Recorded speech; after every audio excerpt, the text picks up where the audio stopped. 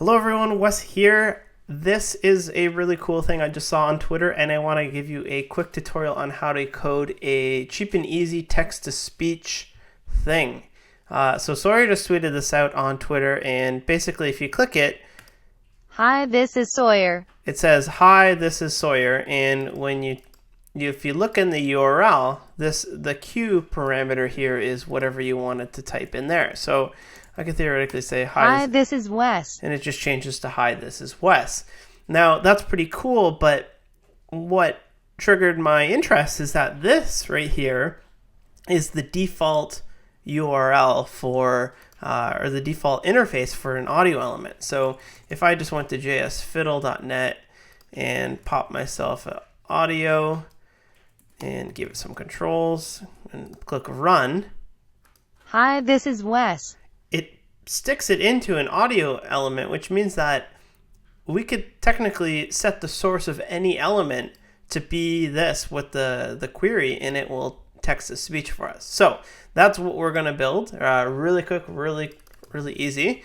I'm just going to jump over to Sublime Text here. I've got some HTML. I'm going to call it text to speech. And I'm going to grab jQuery.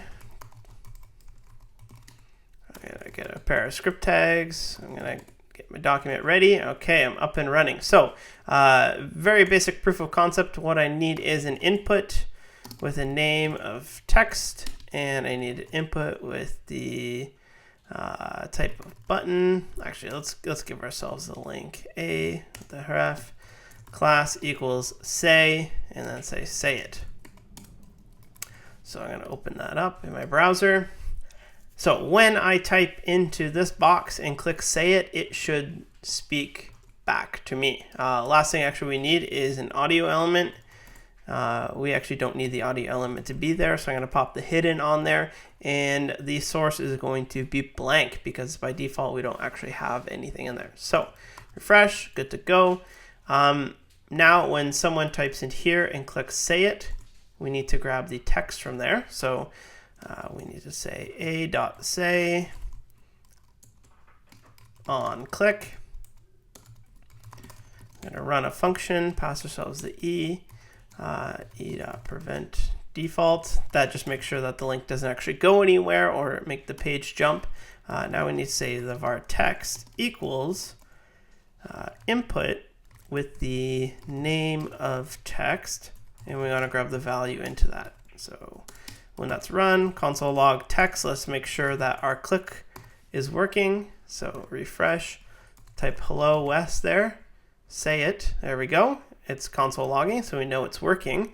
Now we actually need to create the URL. So I'm going to use this one as a default, var URL equals, paste it in there. The part we need to swap out is this right here. Now, what are these %20? That's something called URL encoding.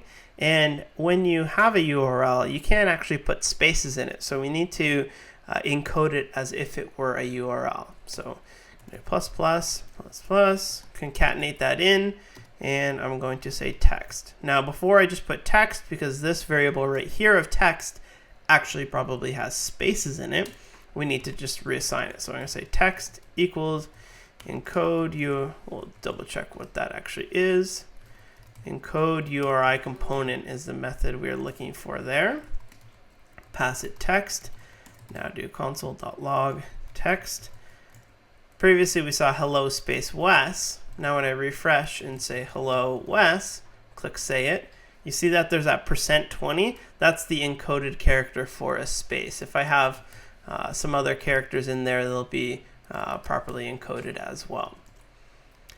So now that we have the URL, we need to go ahead and grab the HTML audio element. I'm just going to pop a class on this and say speech, we're going to call it. I'm going to grab it with jQuery, and we're going to set the attribute of source equal to the URL because we previously set it in the string right here. Then we're going to call get 0. because we need to then call play. Now, why are we doing .get0? Because .play is actually not a jQuery method. It's an HTML5 audio element method. And if you just go ahead and call play on a jQuery element, it's going to think that it's a jQuery method. In this case, it's a plain old JavaScript method. So we need to grab the first audio element out of the array, which is when we select it, you see that even though it's 1, it's still an array. See the square brackets that we have there? If we want the first one, that's actually what we want. So you can either use square bracket 0 or you can use a jQuery get 0, and then we call .play on it. So that should work. Let's say, hello, Wes, how are you? Say it. Hello, Wes, how are you? Perfect. I can go ahead and type anything I want in here. Type anything I want in here. Perfect.